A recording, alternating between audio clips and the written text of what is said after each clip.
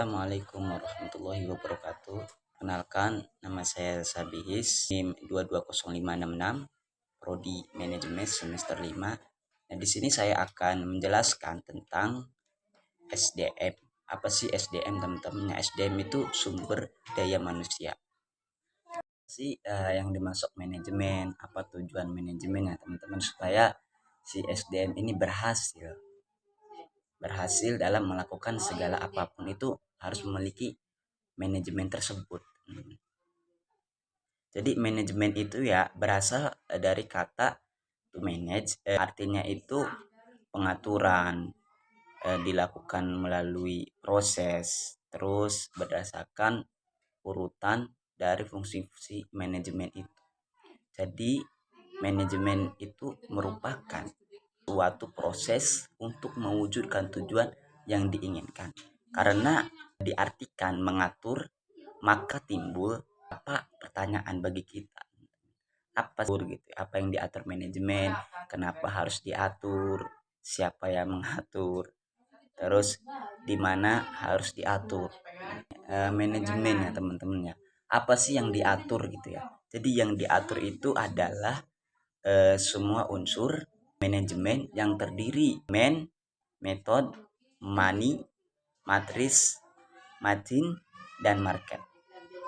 Nah diangkat atau disingkat menjadi 6M, dan semua aktivitas yang ditimbulkan dalam proses manajemen tersebut. Kenapa harus diatur? Karena supaya 6M ini supaya menjadi daya guna, berhasil guna, integrasi dan dalam mencapai tujuan yang optimal.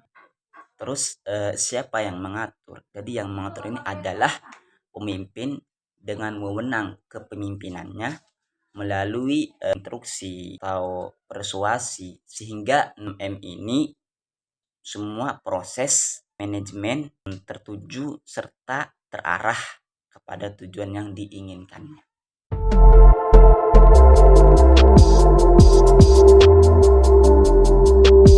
Pada video kali ini, saya akan membahas tentang manajemen sumber daya manusia atau MSDM. Namun sebelumnya, saya mohon untuk teman-teman subscribe channel ini agar channel ini terus berkembang. Manajemen sumber daya manusia atau MSDM merupakan suatu konsep yang telah ada sejak lama. Tanpa disadari, manusia telah berorganisasi dengan melakukan pembagian pekerjaan. Puncaknya pada revolusi industri di Inggris yang dimulai pada tahun 1820.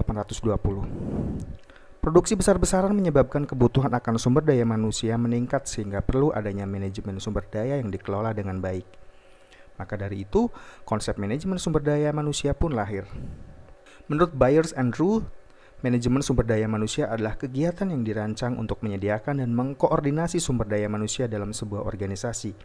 Sedangkan Boxall dan Purcell mendefinisikannya sebagai segala sesuatu yang berkaitan dengan manajemen hubungan kerja di suatu perusahaan.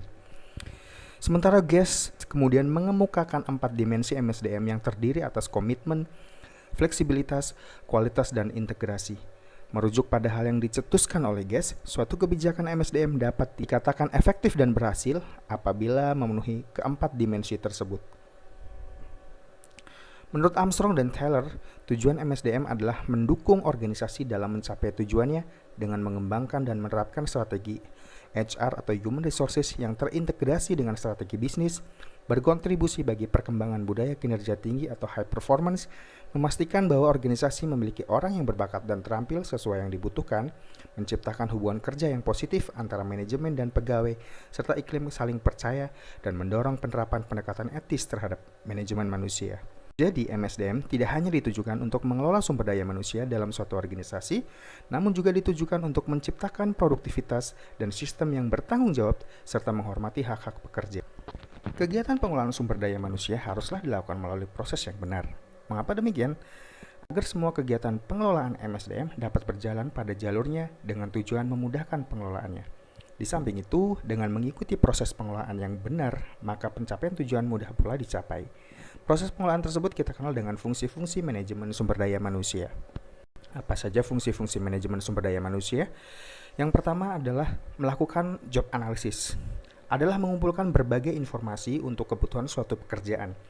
Job analisis disusun dengan jabatan yang ada di dalam struktur organisasi perusahaan. Penyusunan job analisis harus dilakukan secara sungguh-sungguh agar apa yang seharusnya dikerjakan terakomodasi seluruhnya. Setelah job analisis disusun, maka langkah selanjutnya adalah menempatkan orang-orang dalam jabatan yang telah disediakan. Langkah ini merupakan langkah untuk merencanakan jumlah dan kualitas sumber daya yang harus disediakan, baik sekarang maupun untuk di masa yang akan datang. Langkah ini merupakan fungsi kedua yang kita kenal dengan nama perencanaan sumber daya manusia atau Human Resources Planning.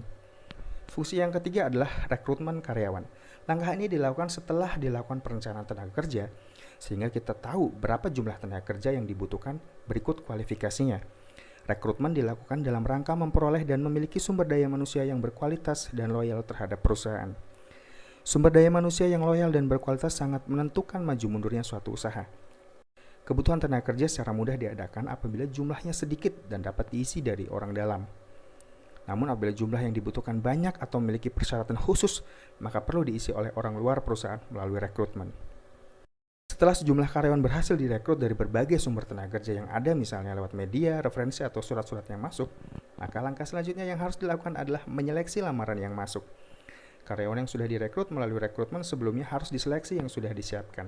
Tujuannya adalah untuk memilih tenaga kerja yang dibutuhkan dengan kualifikasi yang telah ditetapkan. Proses seleksi dapat dimulai dari seleksi surat lamaran, yaitu dengan melihat dokumen-dokumen yang ada pada surat lamaran. Tujuan seleksi adalah untuk memperoleh tenaga kerja yang sesuai dengan kualifikasi yang telah ditetapkan. Tujuan lainnya adalah untuk memperoleh sumber daya manusia yang berkualitas dan loyal pada perusahaan. Seleksi dilakukan melalui tes wawancara, tes tertulis, sampai dengan tes kesehatan. Tes-tes ini diberikan secara bertahap sesuai dengan yang telah ditentukan. Proses seleksi akan menghasilkan sejumlah tenaga kerja yang diidamkan, minimal untuk tahap awal. Karyawan yang baru diterima sebagai calon karyawan harus memulai masa orientasi dan pendidikan terlebih dahulu sebelum ditempatkan untuk bekerja. Ini termasuk berbagai fasilitas kesejahteraan terhadap karyawan. Kompensasi diberikan atas dasar prestasi karyawan melalui penilaian prestasi kerja. Langkah selanjutnya adalah menentukan jenjang karir karyawan. Karir merupakan perjalanan kerja seseorang selama dia bekerja. Karir karyawan diberikan melalui perencanaan karir bagi seluruh karyawan yang dilakukan secara transparan dan jelas. Karir karyawan dapat meningkat atau dipromosikan, diturunkan atau demosi, atau dirotasi, atau dipindahkan pada jabatan yang sama. Perencanaan karir harus dilakukan melalui dari jenjang karir dari yang paling rendah sampai yang paling tinggi. Untuk mencapai jenjang karir pada tingkat tertentu diperlukan berbagai persyaratan sesuai dengan jenjang karirnya. Jenjang karir yang dapat diperoleh adalah kenaikan jabatan atau kenaikan pangkat atau golongan.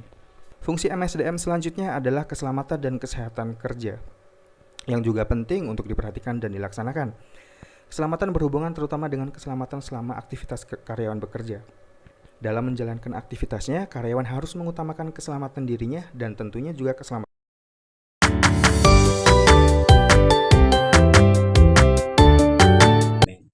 Terus ini membahas tentang pentingnya manajemen. Pada dasarnya, teman-teman ya, kemampuan manusia itu terbatas, baik pengetahuan, waktu, dan perhatian. Sedangkan kebutuhan teratas itu tidak terbatas. Dalam melakukan pekerjaan, manusia membagi pekerjaan tersebut.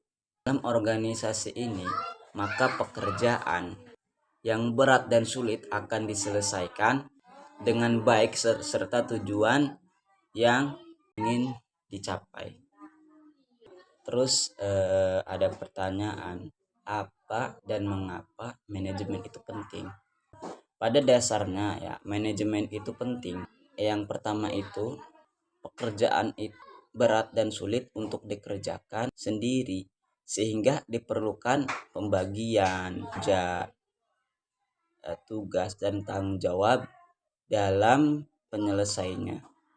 Perusahaan akan dapat berhasil jika manajemen diterapkan dengan baik.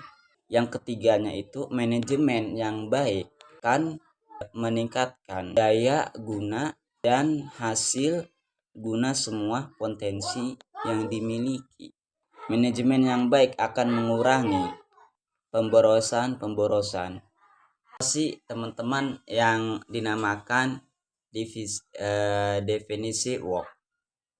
Definisi work ini sangat penting, teman-teman, bagi seorang karyawan. Ya, sebelum saya akhiri, saya minta maaf apabila ada kekurangan dalam penjelasan saya dalam videonya. Saya minta maaf. Assalamualaikum warahmatullahi